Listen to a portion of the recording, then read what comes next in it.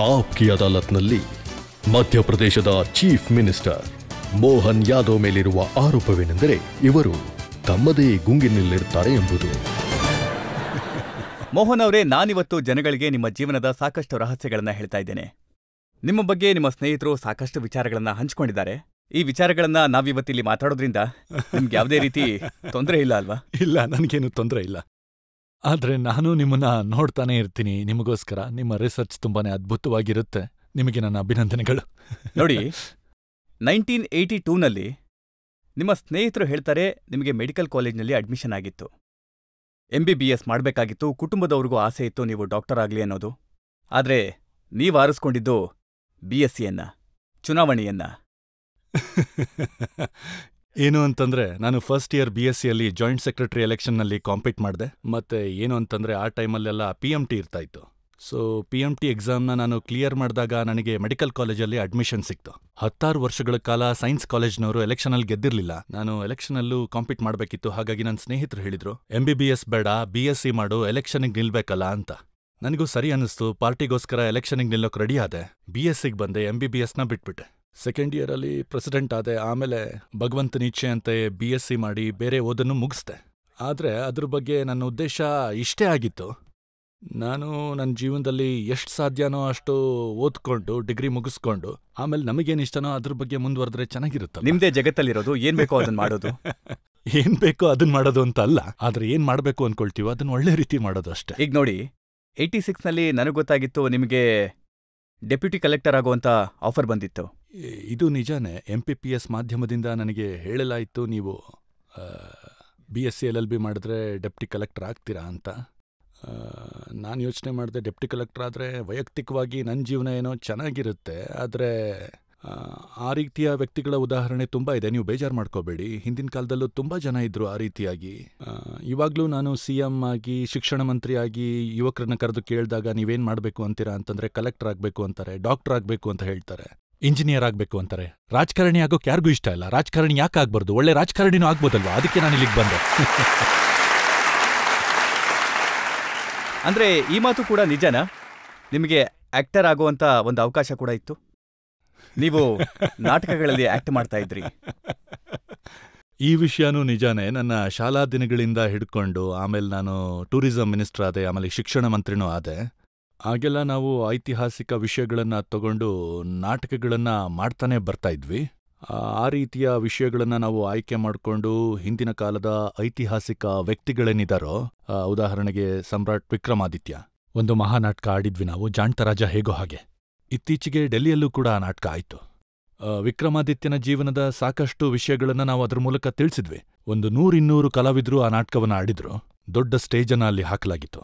ನನಗೇನನ್ಸುತ್ತೆ ಅಂತಂದ್ರೆ, ಎಷ್ಟೇ ಚಿಕ್ಕ ಕಾರ್ಯಕರ್ತನಾಗಿದ್ರು ಕೂಡ ದೊಡ್ಡ ನಾಯಕರು ಕೂಡ ಅವ್ರ ಜೊತೆಗೆ ಬೆರೆತು ಅವ್ರ ರೀತಿನೇ ಆಗ್ಬಿಡ್ಬೇಕು. ಬರೀ ಅಭಿನಯ ಮಾತ್ರ ಅಲ್ಲ, ಅಲ್ಲಿ ಸಾಕಷ್ಟು ವಿಷಯಗಳನ್ನ ನಾವು ತಿಳ್ಕೋಬಹುದು, ಎಲ್ಲರ ವಿಶ್ವಾಸ ಗಳಿಸ್ಬೋದು, ಒಂದೇ ಟೀಮ್ ಅನ್ನೋ ಭಾವನೆ ಬರುತ್ತೆ.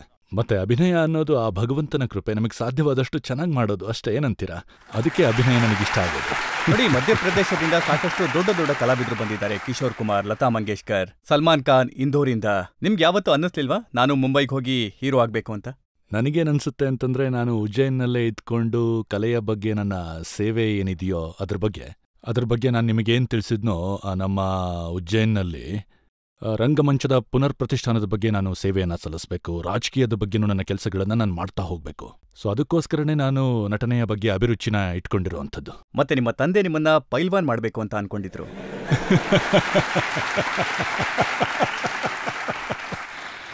ನೋಡಿ, ಒಂದು ವಿಷಯ ಅಂತೂ ನಿಜ, ನಾವು ಯಾದವರಾಗಿರೋದ್ರಿಂದ ಆ ಭಗವಂತನ ಕೃಪೆಯಿಂದ ಮನೆಯಲ್ಲಿ ಹಾಲು, ತುಪ್ಪ, ಬೆಣ್ಣೆ ಇದೆಲ್ಲ ಸಾಕಷ್ಟಿದೆ. ಹಾಗಾಗಿ ಮೊದಲಿಂದನೂ ತಂದೆಯವರು 2 ವಿಷಯಕ್ಕೆ ಒತ್ತು ಕೊಡ್ತಿದ್ರು. ಒಂದು, ಶರೀರ ಗಟ್ಟಿಮುಟ್ಟಾಗಿಡಿ, ನಂತರ ನಮ್ಮ ಶರೀರ ವ್ಯಾಧಿಗಳಿಂದ ದೂರವಿರುತ್ತೆ ಮತ್ತೆ ಸದೃಢವಾಗುತ್ತೆ, ಮತ್ತೆ ಆತ್ಮನಿರ್ಭರತೆನೂ ಇರಬೇಕು. ಈ ವಿಷಯದಲ್ಲಿ ತಂದೆಯವರ ಆಗ್ರಹ ಮೊದಲಿಂದಲೇ ಇತ್ತು. ಹಾಗಾಗಿ ಎಲ್ಲ ಕೂಡ್ ಬಂತು. ಮಧ್ಯಪ್ರದೇಶಲ್ಲಿ, ಇಂದೋರ್ನಲ್ಲಿ, ಉಜ್ಜಯಿನ್ನಲ್ಲಿ ಜನ ನಿಮ್ಮ ಕತ್ತಿ ವರ್ಸೆ ನೋಡಿದಾಗ, ನಿಮ್ಮ ದೊಣ್ಣೆ ವರ್ಸೆನ ನೋಡಿದಾಗ ಸಾಕಷ್ಟು ಆಶ್ಚರ್ಯಚಕಿತರಾಗ್ತಾ ಇದ್ರಂತೆ. ಆಶ್ಚರ್ಯಚಕಿತರಾಗೋದ್ರ ಬಗ್ಗೆ ನನಗೆ ಗೊತ್ತಿಲ್ಲ, ಆದರೆ ಅದನ್ನ ನಾನು ಚೆನ್ನಾಗಿ ಮಾಡಬಲ್ಲೆ. ಯಾಕೆಂತಂದ್ರೆ ನಮ್ಮದೊಂದು ಧಾರ್ಮಿಕ ನಗರಿಯಾಗಿರೋದ್ರಿಂದ. ಹಾಗಾಗಿ ನನಗೆ ಕತ್ತಿ ವರ್ಸೆ ತುಂಬ ಚೆನ್ನಾಗಿ ಬರುತ್ತೆ. 2 ಕೈಗಳಿಂದನೂ ಕತ್ತಿ ಆಡಿಸ್ತೀನಿ ನಾನು. ಮತ್ತೆ ಅದರಿಂದ ನಮ್ಮ ಅಂಗಾಂಗಗಳು ಕೂಡ ವೃದ್ಧಿ ಆಗುತ್ತವೆ ಅಂತ ಹೇಳಲಾಗುತ್ತೆ. ಮತ್ತೆ ಆ ಭಗವಂತನ ಕೃಪೆಯಿಂದ ಈ ದೇಹದಲ್ಲಿ ಅದೆಲ್ಲವೂ ಇದೆ. ಆ ಭಗವಂತ ಕೊಟ್ಟಿರೋಂಥದ್ದು ನಾವದನ್ನು ಉಪಯೋಗಿಸ್ತಾ ಹೋಗ್ಬೇಕಷ್ಟೆ. ಸೆಲ್ಫ್ ಡಿಫೆನ್ಸ್ನ ದೃಷ್ಟಿಯಿಂದ, ಸೆಲ್ಫ್ ಕಾನ್ಫಿಡೆನ್ಸ್ನ ದೃಷ್ಟಿಯಿಂದಲೂ, ಮತ್ತೆ ನಮ್ಮ 64 ಕಲೆ 14 ವಿದ್ಯೆ ಭಗವಂತ ಕೃಷ್ಣ ಆಗಿರೋದ್ರಿಂದ ನಿಮಗೆ ಸಾಕಷ್ಟು ಕಲೆಗಳು ಗೊತ್ತಿದೆ. ನಿಮ್ಮ ಸ್ನೇಹಿತರು ಹೇಳ್ತಾ ಇದ್ರು ಶಿಪ್ರಾ ನದಿಯನ್ನ ನೀವು ಈಜ್ಕೊಂಡೇ ದಾಟ್ತಾ ಇದ್ರಂತೆ. ಭಗವಂತನ ಕೃಪೆಯಿಂದ ಸ್ವಿಮ್ಮಿಂಗ್ನ ಆನಂದ ಆಗ್ಲೇ ಬರೋದಲ್ವಾ. ಪ್ರವಾಹ ಬಂದಾಗ ನದಿಲಿ ಧುಮ್ಕಿ ಇಲ್ಲಿಂದ ಅಲ್ಲಿಗೆ ಹೋಗಿ ನಮಗೆ ಕಾನ್ಫಿಡೆನ್ಸು ಬರುತ್ತೆ. ಮತ್ತೆ ಯಾವಾಗಾದ್ರೂ ಏನಾದ್ರೂ ಆದ್ರೆ ಮುಳುಗೋರನ್ನ ಕಾಪಾಡಬಹುದು. ಒಳ್ಳೇದೇ ಅಲ್ವಾ, ಅದನ್ನ ಮಾಡಲೇಬೇಕು. ನನಗೋಸ್ಕರ ಎಲ್ರಿಗೋಸ್ಕರ. ನಿಮ್ಮ ಬಾಲ್ಯದಲ್ಲಿ ನಿಮ್ಮ ಸ್ನೇಹಿತರು ಒಬ್ರು ಹೇಳಿದ್ರು, ನೀವು ಸಿನಿಮಾ ನೋಡೋದಕ್ಕೆ ಹೋಗ್ಬೇಕಾದ್ರೆ ನಿಮಗೆ ಸ್ವಲ್ಪನೂ ಇಷ್ಟನೇ ಆಗ್ತಿರ್ಲಿಲ್ವಂತೆ ಲೈನ್ನಲ್ಲಿ ನಿಂತ್ಕೊಂಡು ಟಿಕೆಟ್ ತಗೊಳ್ಳೋದು. ನೀವು ಸೀದಾ ಹೋಗಿ ಮ್ಯಾನೇಜರ್ನ ಕತ್ತಿನ ಪಟ್ಟಿ ಹಿಡ್ಕೊಂಡು ಟಿಕೆಟ್ ತಗೋತಿದ್ರಂತೆ. ಇಲ್ಲ, ಇದಂತೂ ಸುಳ್ಳು. ನೀವು ಹೇಳಿದ್ದು ಉಲ್ಟಾ. ನಾನು ಕಾಲೇಜ್ ಜೀವನದಲ್ಲಿ ಸ್ಟೂಡೆಂಟ್ ಲೀಡರ್ಶಿಪ್ ನಂತರ ಪ್ರೆಸಿಡೆಂಟ್ ಕೂಡ ಆದೆ, ಯೂನಿವರ್ಸಿಟಿ ಪ್ರೆಸಿಡೆಂಟ್ ಆದೆ. ಆಗ ಸಾಮಾನ್ಯವಾಗಿ ನಾವು ನಮ್ಮ ಟೈಮ್ನಲ್ಲಿ ಸ್ವಲ್ಪ ಸಿನಿಮಾಗಳನ್ನ ಅವಾಯ್ಡ್ ಮಾಡ್ತಾ ಇದ್ವಿ. ಮತ್ತೆ ನಮ್ಮ ಕಾಲೇಜ್ ಜೀವನದಲ್ಲಿ ಜಾಸ್ತಿ ಗಲಾಟೆಗಳು ನಡೀತಾ ಇದ್ವು. ಥಿಯೇಟ್ರಲ್ಲಿ ಅಷ್ಟೊತ್ತಿದ್ಕೊಂಡು ಸಿನಿಮಾ ನೋಡೋದು ಕೂಡ ಒಂದು ಸವಾಲು ಅಂತಾನೆ ನಾನು ಹೇಳ್ತೀನಿ. ಯಾಕೆಂದ್ರೆ ಆ ಟೈಮ್ನಲ್ಲಿ ನಮ್ಮ ಸಾಕಷ್ಟು ಜನರ ಜೊತೆ ಆ ರೀತಿ ತುಂಬಾ ಘಟನೆಗಳಾಗಿವೆ. ಆದ್ರೆ ಒಂದಂತೂ ನಿಜ, ಒಳ್ಳೆ ಸಿನಿಮಾಗಳು ಬಂದಾಗ ನೋಡ್ಬೇಕು. ಆಗ ಮ್ಯಾನೇಜರ್ಗಳೆಲ್ಲ ನನ್ನ ಮಿತ್ರರೇ, ಕತ್ತಿನ ಪಟ್ಟಿ ಹಿಡಿಬೇಕಾಗಿರ್ಲಿಲ್ಲ, ಪ್ರೀತಿಯಿಂದ ಕೂರಿಸಿ ತೋರಿಸ್ತಿದ್ರು. ನಿಮ್ಗೆ ಕೆಲಸ ಮಾಡೋದಕ್ಕೆ ಇಷ್ಟ ಇರ್ಲಿಲ್ವಂತೆ. ಸ್ವಾಭಿಮಾನದ ಪ್ರಶ್ನೆ ಆಗಿತ್ತು. ಅದಕ್ಕೆ ನಿಮ್ಮ ತಂದೆ ನಿಮಗೊಂದು ಅಂಗಡಿ ಹಾಕ್ಕೊಟ್ಟಿದ್ರಂತೆ. ನಿಮ್ಮ ಮಾತನ್ನ ಒಪ್ಕೋತೀನಿ. ನನ್ನ ಪ್ರಕಾರ ಆಗ ನಮ್ಮ ಇಡೀ ದೇಶದಲ್ಲೇ ಈ ಕಲ್ಚರ್ ಇದೆ. ನೀವು ಕಲ್ಪನೆ ಮಾಡಿ, ಇವತ್ತು ಬರೀ ಮಧ್ಯಪ್ರದೇಶ ಕೆಲಸ ನೋಡಿದ್ರೆ 9 ಕೋಟಿ ರಾಜ್ಯದಲ್ಲಿ ಹುದ್ದೆಗಳು ಕೇವಲ 10 ಲಕ್ಷ ಇವೆ. ನಮ್ಮ ದೇಶದಲ್ಲೂ ಎಲ್ಲಾ ಪ್ರಕಾರ ಫೋರ್ಸ್ನ ಸರ್ವಿಸ್ ನೋಡಿದ್ರೆ 40 ಲಕ್ಷ, 145 ಕೋಟಿ ದೇಶದಲ್ಲಿ. ಅದಕ್ಕೆ ಆತ್ಮನಿರ್ಭರರಾಗ್ಲೇಬೇಕು. ನಮ್ದೇ ಉಳ್ಮೆ ಮಾಡಿ, ಪಶುಪಾಲನೆ ಮಾಡಿ, ವ್ಯಾಪಾರ ಮಾಡಿ, ಬಿಸ್ನೆಸ್ ಮಾಡಿ, ಸಾಕಷ್ಟು ಜನರಿಗೆ ಕೆಲಸ ಕೊಡಿ. ತುಂಬಾ ಜನ ಇದನ್ನ ಹೇಳ್ತಾರೆ. ನಮ್ಮ ತಂದೆ ಕೂಡ ಇದನ್ನ ಹೇಳ್ತಿದ್ರು. ನಾನು 11th ಪಾಸ್ ಮಾಡಿದ್ದಾಗ ಅದಾದ ಕೂಡಲೇ ನಮ್ಮ ತಂದೆ ನನಗೊಂದು ಹೊಸ ಹೋಟೆಲ್ ಸ್ಟಾರ್ಟ್ ಮಾಡ್ಕೊಟ್ರು. ನಾವು 3 ಜನ ಸಹೋದರರಿದ್ವಿ. ನಮ್ಮ ತಂದೆಗೆ ಯಾವಾಗ ಅನಿಸ್ತಾ ಇತ್ತೋ, ನೀವು ಬರೀ ಇದೇ ರೀತಿ ಓದ್ತಾ ಹೋಗ್ಬೇಡಿ, ನಿಮ್ದೇ ಆದಂತಹ ವ್ಯವಹಾರ ಮಾಡ್ಕೊಂಡು ನಿಮ್ಮ ಜೀವನನ ರೂಪಿಸ್ಕೊಳ್ಳಿ ಅಂತ ಹೇಳ್ತಿದ್ರು. ನಾನಲ್ಲಿ ಖುಷಿಯಿಂದನೇ ಕೆಲಸ ಮಾಡ್ತಾ ಇದ್ದೆ. ಅಲ್ಲಿ ಪಕೋಡ ಮಾಡೋದನ್ನ ನೀವು ಯಾರಿಂದ ಕಲ್ತ್ರಿ?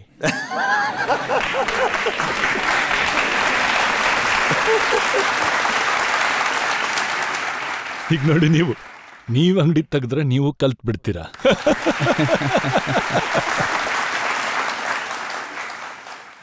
ನೀವು ರೆಸ್ಟೋರೆಂಟ್ ನಡೆಸಿದಾಗ ನಿಮಗೆ ಗೊತ್ತಿರುತ್ತೆ, ಬೆಳಗ್ಗೆಯಿಂದ ಅಂಗಡಿ ನಡೆಸಬೇಕು ಅಂದ್ರೆ, ಮತ್ತೆ ಎಷ್ಟೋ ಸಲ ಅಡ್ಗೆ ಭಟ್ಟ ಬರ್ಲಿಲ್ಲ ಅಂದ್ರೆ ನಮಗೆ ಮಾಡೋಕ್ ಬಂದ್ರೆ ನಡೆಯುತ್ತೆ, ಇಲ್ಲ ಅಂದ್ರೆ ಅಂಗಡಿ ಮುಚ್ಚೋಗುತ್ತೆ.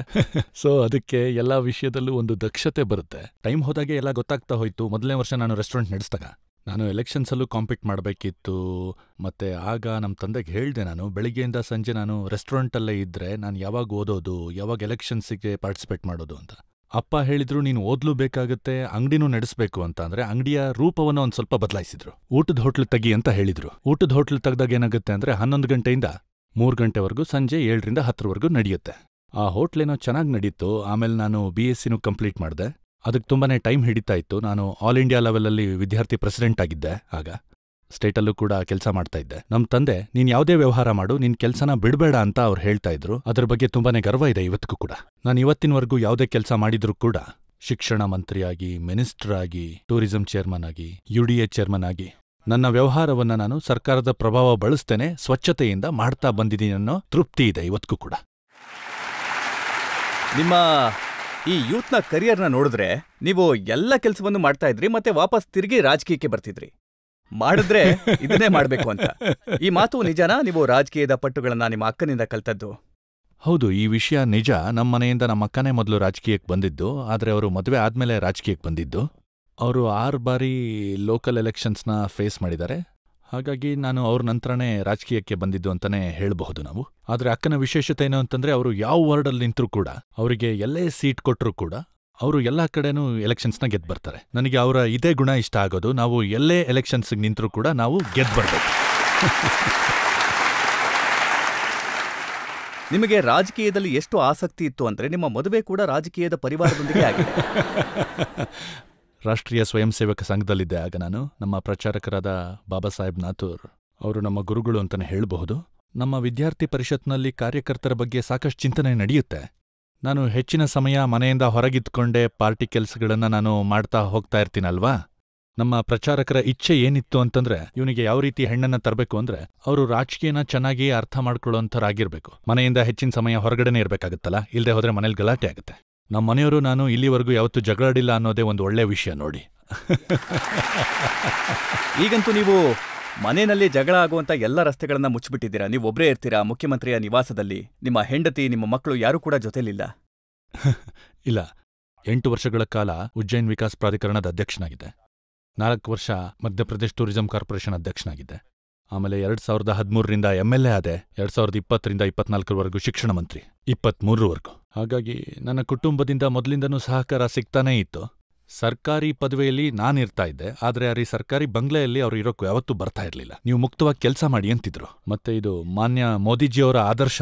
ಅವ್ರ ಅಣ್ಣ ತಮ್ಮ ಯಾರೂ CM ಹೌಸಲ್ಲಿ ಇರ್ತಾ ಇರಲಿಲ್ಲ, ಇವತ್ತಿಗೂ ಕೂಡ ಇರೋದಿಲ್ಲ. ಇದೇ ರೀತಿ ಮಾನ್ಯ ಪ್ರಧಾನಮಂತ್ರಿಗಳಿಂದ ಹಿಡಿದು ಸುಮಾರು ಜನ ವರಿಷ್ಠರ ಆಶೀರ್ವಾದ ಇರೋದ್ರಿಂದಾನೇ ನಮಗೆ ಯಾವುದೇ ಜವಾಬ್ದಾರಿ ಸಿಕ್ಕಾಗ ಅದನ್ನ ತುಂಬಾ ನಿಯತ್ತಿಂದ ಮಾಡಬೇಕು ಅಂದ್ರೆ ಟೈಮ್ ಬೇಕಾಗತ್ತೆ. ಮತ್ತೆ ನಮ್ಮ ಮನೆಯವರು ಇದಕ್ಕೆ ಸಪೋರ್ಟ್ ಮಾಡ್ತಾರೆ ಅನ್ನೋದೇ ಒಳ್ಳೆ ವಿಷಯ. ನಾನು ಅದೇ ಕಾರಣಕ್ಕೆ. ನೀವು ಒಬ್ಬಂಟಿಯಾಗಿರ್ತೀರಲ್ವಾ, ಅವ್ರಿಗೇನು ಬೇಜಾರಾಗೋದಿಲ್ವಾ? ನೀವು ಬೇಕಿದ್ರೆ ಅವ್ರನ್ನೇ ಹೋಗ್ಬಿಟ್ಟು ಕೇಳಬಹುದು.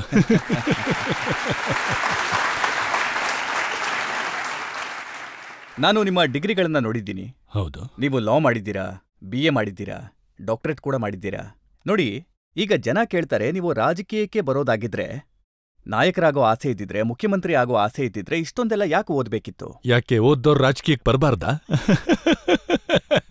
ನಾನು ವಿನಮ್ರತೆಯಿಂದನೇ ಹೇಳ್ತೀನಿ, ಪರಿಷತ್ನ ಸಮಯದಿಂದನೂ ನಂಗೆ ಸಿಕ್ಕಂತ ಸಂಸ್ಕಾರ ಇದೆಯಲ್ಲ, ನಾವು ಓದ್ತಾನೆ ನಮಗೆ ಬೇಕಾದಂತಹ ಒಂದು ಪ್ರೊಫೆಷನ್ಗೆ ಹೋಗಬಹುದು. ನಾನು ಕೆಲ್ಸಕ್ಕೋಸ್ಕರ ಓದ್ತಾ ಇರಲಿಲ್ಲ. ನಾನು ಉಜ್ಜೈನ್ ವಿಕಾಸ್ ಪ್ರಾಧಿಕರಣದ ಅಧ್ಯಕ್ಷನಾಗಿದ್ದಾಗಲೇ PG ಮಾಡಿದ್ದು, MA ಪೊಲಿಟಿಕಲ್ ಸೈನ್ಸ್. ಆಮೇಲೆ PhD ಕೂಡ ಮಾಡಿದೆ. ನನ್ನ ಪ್ರಕಾರ ಓದು ಅನ್ನೋದು ನಮ್ಮ ಮನಸ್ಸಿನ, ನಮ್ಮ ಒಳಗಿನ ಆತ್ಮ ಅನುಶಾಸನಕ್ಕೂ ಮತ್ತು ಆತ್ಮ ಸಂತೃಪ್ತಿಗೂ ಮಾಡಬೇಕು. ಸೊ ಓದಿದ್ಮೇಲೆ ವ್ಯಕ್ತಿ ತನ್ನನ್ನ ಸಬಲನಾಗಿ ಮಾಡ್ತಾನೆ ಸಾಕಷ್ಟು ವಿಷಯಗಳಲ್ಲಿ. ಮತ್ತೆ ಓದಿನ ವಿಷಯ ಅಂತ ಬಂದ್ರೆ ನಾನು ಖಂಡಿತವಾಗ್ಲೂ ಇವತ್ತಿಗೂ ಕೂಡ ಹೇಳ್ತೀನಿ, ನನಗೆ ಓದಿನಲ್ಲಿ ಸಿಗುವಂತಹ ಖುಷಿ ಇದೆಯಲ್ಲ, ಅದು ಬೇರೆ ಯಾವುದೇ ವಿಷಯದಲ್ಲಿ ನಂಗೆ ಸಿಗೋದಿಲ್ಲ. ಮತ್ತೆ ನೀವು ಬರೀತೀರಂತೆ? ಬರಿತೀನಿ ಕೂಡ. ನಾನು ಸುಮಾರು ಪುಸ್ತಕಗಳನ್ನ ಬರ್ದಿದ್ದೀನಿ. ಉಜ್ಜೈನ್ನ ಧಾರ್ಮಿಕ ಪರ್ಯಟನೆ ಕೂಡ ಒಂದು. ನಿಮ್ಮ ಪುಸ್ತಕದ ಹೆಸರು ಕ್ರೋಧ? ಪುಸ್ತಕದ ಹೆಸರು ಕ್ರೋಧ ಅಂತ ಇಲ್ಲ, ಆದ್ರೆ ಒಂದು ವಿಷಯ ಅಂತೂ ನಿಜ, ಆತ್ಮಬೋಧನೆ ಹೆಚ್ಚಿದೆ. ನಾನು ಪುಸ್ತಕಗಳನ್ನ ಹಿಸ್ಟ್ರಿ ಮೇಲೂ ಬರ್ದಿದ್ದೀನಿ, ಮತ್ತೆ ಏನ್ಷಿಯಂಟ್ ಹಿಸ್ಟ್ರಿ ಮೇಲೂ ಬರ್ದಿದ್ದೀನಿ. ಜನ ಹೆದರ್ಕೊಳ್ತಾರೆ ಅಂತ ಅನ್ಸುತ್ತೆ. ನೀವು ಕುಸ್ತಿ ಮಹಾಸಂಘದ ಅಧ್ಯಕ್ಷರಾಗಿದ್ರಿಂದ ಪೈಲ್ವಾನ್ರು ನಿಮ್ಮ ಹತ್ರ ಜಾಸ್ತಿನೇ ಇರಬೇಕು. ನಾನಿದನ್ನ ಹೇಗೆ ಹೇಳಿ, ಒಂದಂತೂ ನಿಜ. ಸ್ವಾಮಿ ವಿವೇಕಾನಂದರು ಹೇಳಿದ್ದಾರೆ, ಸ್ವಸ್ಥ ದೇಹದಲ್ಲಿ ಸ್ವಸ್ಥ ಮೆದುಳು ವಾಸವಾಗಿರುತ್ತೆ. ನಾನು ಅದನ್ನೇ ಬಲವಾಗಿ ನಂಬ್ತೀನಿ. ನೀವು ಮಾಡದೇ ಇರೋಂಥ ಯಾವ್ದಾದ್ರೂ ಕೆಲಸ ಉಳ್ಕೊಂಡಿದ್ಯಾ? ಚೆನ್ನಾಗಿ ಹೇಳಿದ್ರಿ. ಯಾವುದೇ ಕೆಲಸ ಆಗ್ಲಿ ನಾನು ಮಾಡ್ಕೊಂಡು ಹೋಗ್ತಾ ಇರ್ತೀನಿ. ಆದ್ರೆ ವಿನಮ್ರತೆಯಿಂದ ಜನರ ಜೊತೆಗೆ ಮಾತಾಡೋದು ನಂಗೆ ತುಂಬಾನೇ ಇಷ್ಟ ಆಗುತ್ತೆ. ಜೀವನದ ಪ್ರತಿ ಕ್ಷಣನೂ ಎಂಜಾಯ್ ಮಾಡಬೇಕು ಅನ್ನೋದೇ ಉದ್ದೇಶ ನಂದು. ಹಾಗಾಗಿ ಈ ಜಗತ್ತಲ್ಲಿ ಗೊತ್ತಿಲ್ಲ ಜನ ಎಲ್ಲಿವರೆಗೂ ನಮ್ಮ ಜೊತೆಗಿರ್ತಾರೆ ಅಂತ, ಆದ್ರೆ ಅವರು ಜೊತೆಗಿರೋವರೆಗೂ ಅವರು ಖುಷಿಯಾಗಿರ್ಬೇಕು ಅಷ್ಟೇ. ಆ ಭಗವಂತನ ಕೃಪೆಯಿಂದ ಒಬ್ಬ ಚಿಕ್ಕ ವ್ಯಕ್ತಿಯನ್ನ ನಮ್ಮ ಕುಟುಂಬದಲ್ಲಿ ಯಾರು ಕೂಡ MLA ಆಗಿಲ್ಲ, ಸಂಸದರಾಗಿಲ್ಲ, ಮಿನಿಸ್ಟರ್ ಆಗಿಲ್ಲ, ಮತ್ತೆ ಮುಖ್ಯಮಂತ್ರಿ ಆಗೋದಂತೂ ದೂರದ ವಿಷಯ. ಅಂತ ವ್ಯಕ್ತಿನ ಪಾರ್ಟಿ ಕೆಳಗಿಂದ ಎತ್ತಿ ಮುಖ್ಯಮಂತ್ರಿ ಮಾಡಿದೆ ಅನ್ನೋದೇ ದೊಡ್ಡ ವಿಷಯ. ಜನತೆಯಿಂದ ಪ್ರಶ್ನೆ ತಗೊಳ್ಳೋಣ. ಸರ್, ನನ್ ಕ್ವಶನ್ ನಿಮ್ ಹತ್ರ ಏನು ಅಂದ್ರೆ, ನಿಮ್ ಹೆಸರು ಡಾಕ್ಟರ್ ಮೋಹನ್ ಯಾದವ್ ಅಲ್ವಾ? ಅದಕ್ಕೆ ನಾನ್ ಏನ್ ತಿಳ್ಕೋಬೇಕು ಅಂದ್ರೆ, ನೀವ್ ಯಾವ ಸಬ್ಜೆಕ್ಟ್ ಮೇಲೆ ರಿಸರ್ಚ್ ಮಾಡಿದೀರಾ? ನಾನು ಪೊಲಿಟಿಕಲ್ ಸೈನ್ಸಲ್ಲಿ BJP ಮತ್ತೆ ಅದರ ಪೂರ್ವದ ಸರ್ಕಾರದ ಬಗ್ಗೆ ಮಾಡಿದ್ದೆ, ನಮ್ಮ ಮಧ್ಯಪ್ರದೇಶಕ್ಕೆ ಸಂಬಂಧಪಟ್ಟಂಗೆ. ನಾನು ಇನ್ನೊಂದು ವಿಷಯನೂ ಹೇಳ್ಬಿಡ್ತೀನಿ. ಯಾಕಿದೇ ವಿಷಯನ ಆಯ್ಕೆ ಮಾಡ್ಕೊಂಡಿದ್ದು ಅಂದ್ರೆ, ಸಾಮಾನ್ಯವಾಗಿ ರಾಜಕೀಯದವರು PhD ಮಾಡಿದಾಗ ಏನ್ ಆರೋಪ ಮಾಡ್ತಾರೆ ಅಂದ್ರೆ, ಈ ಥೀಸಿಸ್ನ ಬೇರೆ ಯಾರೋ ಬರೆದಿರ್ತಾರೆ ಹಾಗೆ ಹೀಗೆ ಅಂತ. ಹಾಗಾಗಿ ನಾನು ಎಂಥ ವಿಷಯ ತಗೋಬೇಕು ಅಂದ್ರೆ, ನಿದ್ದೆಯಲ್ಲಿ ಕೇಳಿದ್ರು ಹೇಳಂಗಿರ್ಬೇಕು, BJPಯ ಸರ್ಕಾರಗಳು ಎಲ್ಲೆಲ್ಲಾಗಿತ್ತು, ಯಾವಾಗಾಗಿತ್ತು ಅಂತ. BJPನಲ್ಲಿ ಮೀಡಿಯಾ ಕೆಲಸಗಾರರ ರೋಲ್ ಏನು ಅನ್ನೋದ್ರ ಬಗ್ಗೆ ನೀವು ನಿಮ್ಮ ಥೀಸಿಸ್ ಅನ್ನ ಬರೆದಿದ್ರಾ? ಹೌದು, ನನಗೆ ಅದ್ರ ಬಗ್ಗೆ ಖುಷಿ. ಈ ವಿಷಯ ಮುಚ್ಚಿಡ್ತಾ ಇದ್ದೀರಾ? ಇಲ್ಲ, ನಾನು ಮೀಡಿಯಾದಲ್ಲಿ ಕೆಲಸ ಮಾಡೋರ ದೃಷ್ಟಿಕೋನದಿಂದ ಬರೆದಿದ್ದು. ಅವರು BJP ಮತ್ತು ಅದರ ಹಿಂದಿನ ಸರ್ಕಾರದ ಬಗ್ಗೆ, ಅವರ ದೃಷ್ಟಿಕೋನದ ಬಗ್ಗೆ, ಅದು ಸುಮಾರು ಪಂಡಿತ್ ದೀನ್ ದಯಾಳ್ ಉಪಾಧ್ಯಾಯ ಅವರಿಂದ ಹಿಡಿದು ನಮ್ಮ ಪಾರ್ಟಿಯ ಎಷ್ಟು ಫೌಂಡರ್ ಮೆಂಬರ್ ಅಥವಾ ನಂತರದ ಲೀಡರ್ಗಳಿದ್ರಲ್ಲ, ಬರೆಯೋರು, ಓದೋರು, ಸ್ವರ್ಗೀಯ ಭಾರತ ರತ್ನ ಅಟಲ್ ಬಿಹಾರಿ ವಾಜಪೇಯಿ ಜಿ. ಕವಿತಾ ಕ್ಯಾ ಹಾರ್ ಮೇ ಕ್ಯಾ ಜೀತ್ ಮೇ ಕಿಂಚಿತ್ ನೈ ಭಯಭೀತ್ ಮೇ ಓದ್ಕೊಂಡಿರೋರೇ ಹೆಚ್ಚಿರುವಂಥದ್ದೇ ನಮ್ಮ ಪಾರ್ಟಿಯ ವಿಶೇಷತೆ ಅನ್ಬೋದು. ನೋಡಿ, ಇದಕ್ಕೆ ಪ್ರಶ್ನೆಗಳಿದ್ದೇಳುತ್ತೆ. ರಾಹುಲ್ ಗಾಂಧಿ ಅವರು ಇತ್ತೀಚೆಗೆ ಹೇಳ್ತಾರೆ ಎಲ್ಲಾ ಮೀಡಿಯಾದವರನ್ನ ಬಿಜೆಪಿಯವರು ಕೊಂಡುಕೊಂಡಿದ್ದಾರೆ ಅಂತ. ಜಾಕಿ ರಹಿ ಭಾವನಾ ಜೇಸಿ ಪ್ರಭು ಮುರುದ್ ದೇಖಿ ತಿಂತೇಸಿ. ಕಳ್ತನ ಮೋಸ ಬಿಟ್ರೆ ಬೇರೆ ಏನು ಅರ್ಥ ಆಗಲ್ಲ. ಕಳ್ಳರ ಕಣ್ಣಿಗೆ ಕಂಡವರೆಲ್ಲ ಕಳ್ಳರೇ.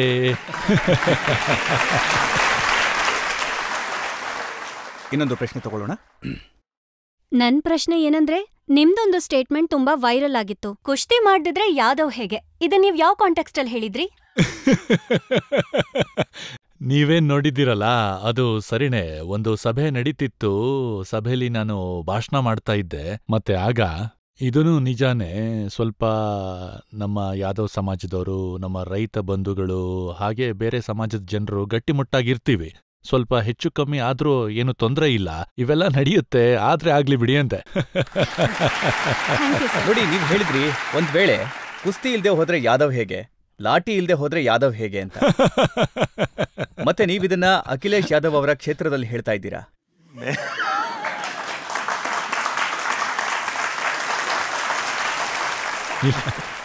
ನಾನು ಲಕ್ನೋನಲ್ಲಿ ಅದನ್ನು ಮಾತಾಡಿದ್ದು. ನಂಗೆ ಗೊತ್ತಿದೆ ಲಕ್ನೋ ಉತ್ತರ ಪ್ರದೇಶದ ರಾಜಧಾನಿ ಅಂತ. ಆ ಸಭೆಯಲ್ಲಿ ಒಂದು ವಿಷಯ ಪ್ರಸ್ತಾಪ ಆಗಿತ್ತು. ಹಾಗಾಗಿ ಆ ರೀತಿಯ ವಿಷಯಗಳು ಬಂದಾಗ ಸಾಮಾನ್ಯವಾಗಿ ಇದರಲ್ಲಿ ಮುಚ್ಚುಮರೆ ಏನೂ ಇಲ್ಲ. ಸಕ್ಷಮರು, ಸಮರ್ಥರು, ಆರೋಗ್ಯವಂತರು, ಅದರಲ್ಲೂ ಮುಖ್ಯ ರಾಜಕೀಯಕ್ಕೆ ಬಂದಾಗ ಕೆಲವು ಘಟನೆಗಳು ಹೀಗಾದಾಗ ನನಗೆ ಗರ್ವ ಅನ್ಸುತ್ತೆ. ಯಾದವರು ಎಲ್ಲ ನೋಡ್ಕೋತಾರೆ, ಚಿಂತೆ ಮಾಡಬೇಡಿ ಅಂತಾರೆ. ಇನ್ನೊಂದು ಪ್ರಶ್ನೆ ಸರ್, ನೀವು ಒಂದ್ಸಲ ಲೋಕಸಭೆ ಎಲೆಕ್ಷನ್ಗೆ ಅಂತ ಆಜಮ್ಗಢಿಗೆ ಬಂದಿದ್ರಿ.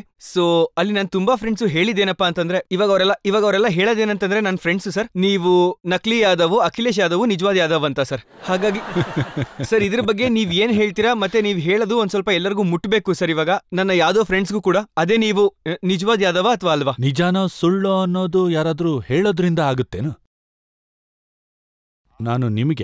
ನಾನು ನಿಮ್ಮೆಲ್ಲರಿಗೂ ಹೇಳ್ತಾ ಇದ್ದೀನಿ, ನೀವೆಲ್ಲರೂ ನಿಮ್ಮ ಕುಟುಂಬಗಳ ಪಾಲಿಗೆ ಅಮರ ಪುತ್ರರು ಮತ್ತು ಪುತ್ರಿಯರು.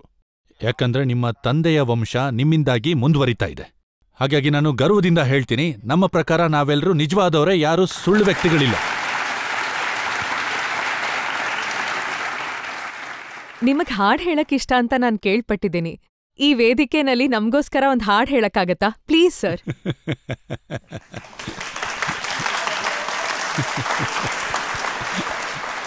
ನೀವು ಮಲ್ಟಿ ಟ್ಯಾಲೆಂಟೆಡ್ ಅನ್ನೋದು ಒಂದೊಂದಾಗಿ ಈಗ ಗೊತ್ತಾಗ್ತಾ ಇದೆ. ನನ್ನ ಹತ್ರ ಕೆಲವೊಂದು ರಹಸ್ಯ ಇದೆ, ಕೆಲವೊಂದು ಜನತೆ ಹತ್ರ. ನೋಡಿ, ಹಾಡು ಅನ್ನೋದು ಕಾಲೇಜ್ ಟೈಮ್ನವ್ರಿಗೆ ಸರಿಯಾಗಿರುತ್ತೆ. ನಾವು ರಾಜಕೀಯ ವ್ಯಕ್ತಿಗಳು, ಹಾಗಾಗಿ ಭಾಷಣನೇ ನಮಗೆ ಸೂಕ್ತವಾದದ್ದು. ಹಾಡು ಅಂದ್ರೆ ಕಷ್ಟ ಆಗುತ್ತೆ. ಆದರೆ ಒಂದಂತೂ ನಿಜ, ನಮ್ಮ ವಿಶೇಷವಾಗಿ ಮನೋವಿಕಾಸದ ದೃಷ್ಟಿಯಿಂದ, ಜೊತೆಗೆ ಈ ಏಕಾಗ್ರತೆಯ ದೃಷ್ಟಿಯಿಂದ ಹೇಳೋದಾದ್ರೆ, ಸತ್ಸಂಗ, ಹಾಡುಗಳು, ಇದೆಲ್ಲದಕ್ಕೂ ತನ್ನದೇ ಆದ ಮಹತ್ವ ಇದೆ. ಹಾಗಾಗಿ ನನಗೆ ಸ್ವಲ್ಪ ಈ ಭಕ್ತಿ ಭಾವದ ವಿಷಯಕ್ಕೆ ಬಂದ್ರೆ, ಈ ಹಬ್ಬಗಳನ್ನ ಏನು ಆಚರಿಸ್ತಾರೋ ಅದರಲ್ಲಿ ನನಗೆ ಖುಷಿ ಸಿಗುತ್ತೆ ಹೊರತು ನನಗೆ ವಿಶೇಷವಾಗಿ ಹಾಡುಗಳು ಬರೋದಿಲ್ಲ. ಹಾಡಿ ಸರ್, ದಯವಿಟ್ಟು ಹಾಡಿ ಸರ್.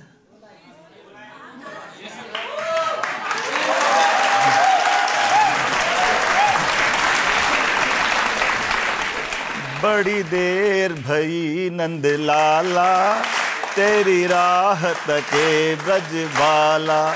ओ बड़ी देर भई नंद लाला, तेरी राह तके ब्रज बाला.